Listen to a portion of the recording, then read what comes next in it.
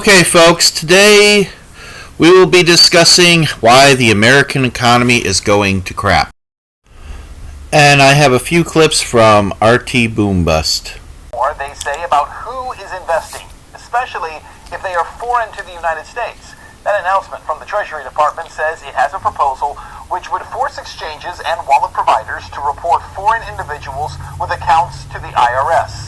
With this information, the U.S. government could turn names over to other governments in exchange for names of U.S. citizens who may be dodging tax liabilities by hiding assets overseas.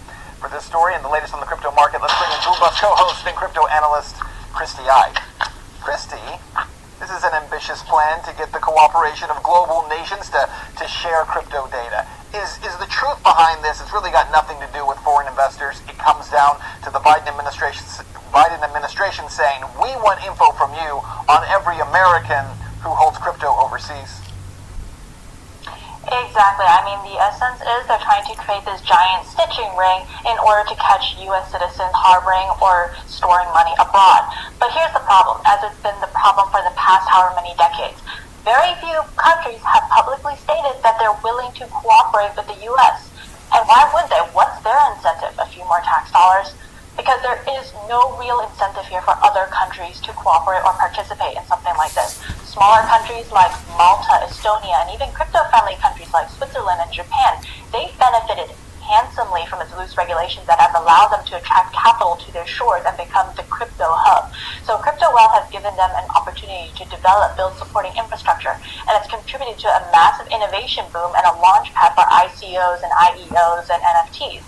So these countries have no incentive at all to cooperate with the U.S. and be in on any sort of tax deal, because then they wouldn't be attractive to crypto companies and high net wealth individuals who they benefit off of. Other smaller countries, and especially tax havens such as the Cayman Islands, who are dependent on dollars and offshoring business for their economies, will furthermore be disincentivized to join.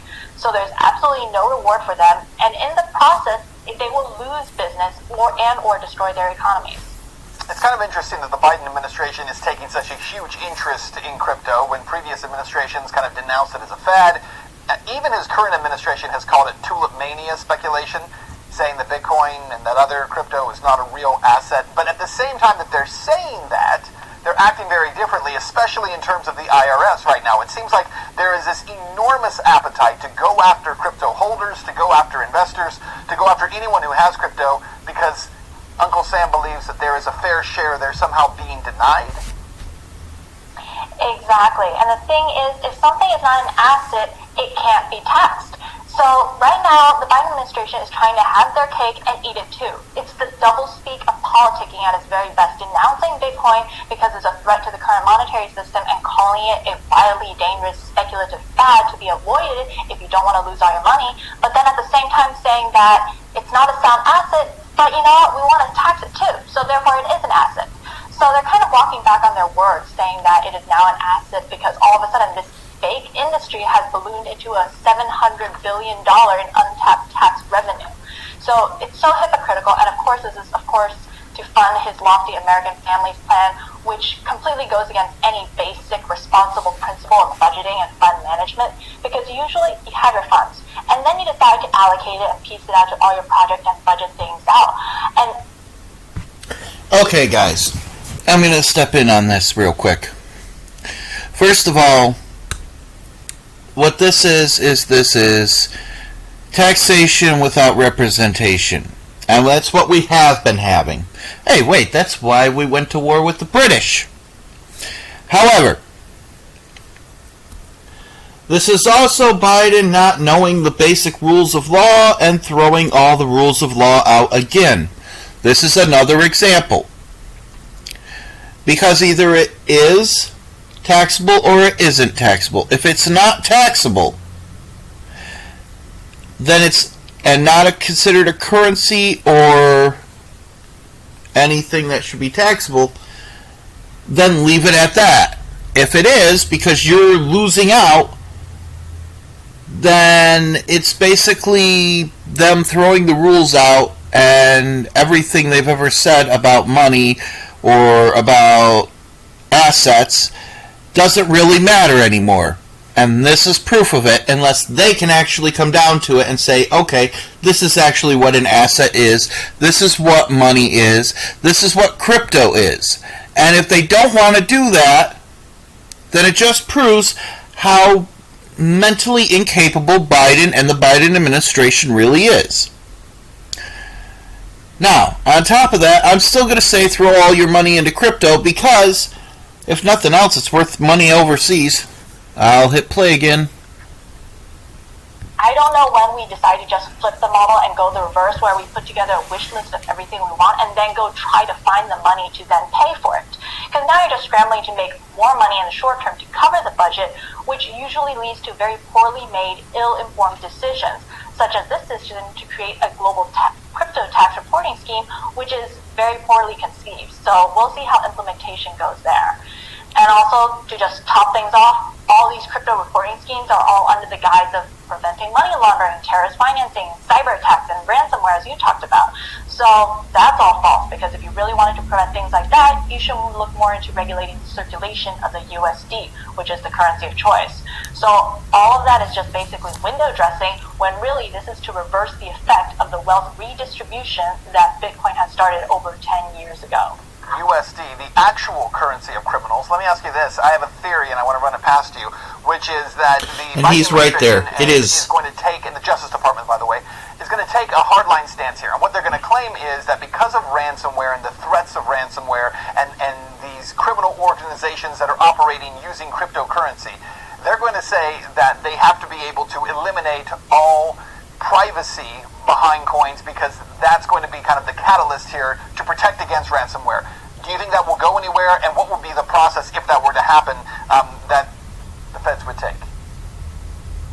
Well, I think that is something that is of concern, because there was this time period when actually Monero, Zcash, and all of those, they got delisted from exchanges because it was illegal to have privacy coins that basically obscure the transfer of who was the sender and who's the recipient. But what I think then is, while these coins will take an initial plunge, because exchanges, of course, will be forced to comply within the actual industry of the cryptoverse, I think it would actually make coins more valuable, because as privacy becomes an asset and it becomes something that we hold dear, if it's threatened, then I think that will actually make these coins and technologies such as Mimblewimble even more valuable to the entire crypto space. So although those coins will likely take a big price drop being delisted from exchanges and no longer having the... I'm going to also add this into this. All those hackings that happen with the pipeline and that. Now I believe I understand, and this is a theory on my part, that it was faked by the government and by the companies. Why? To attack crypto. I actually believe that this was a long stance in attacking crypto. This actually probably was, those companies probably weren't hacked. If you think about it, they've upped their price because of it, therefore they're making more money on it, along with insurance and everything else.